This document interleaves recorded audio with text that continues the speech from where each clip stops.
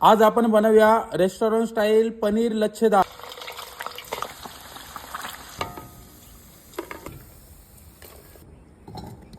काजू, मगज आणि शोप घेतलेली ती पण घालून घेऊ।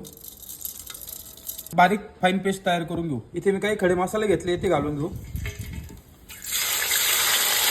लसूणची पेस्ट केलेली ती घालून घेऊ। चवीनुसार मीठ आहे, हळद, काश्मीरी लाल मिर्च पावडर, धना पावडर, किचन किंग मसाला, गरम मसाला, लसूण मसाला, खोबरं पावडर। व्यवस्थित मसाले परतून घेऊ आपण। अर्धा वाटी दही घेतलेले फेटलेलं ते पण घालून घेऊ। मसाल्यांमध्ये मिक्स करून घेऊ।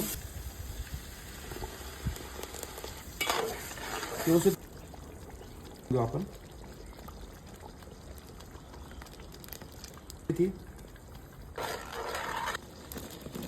आता रेस्टॉरंट स्टाईल पनीर लच्छेदार रेडी झालेले। खूप छान टेस्टी।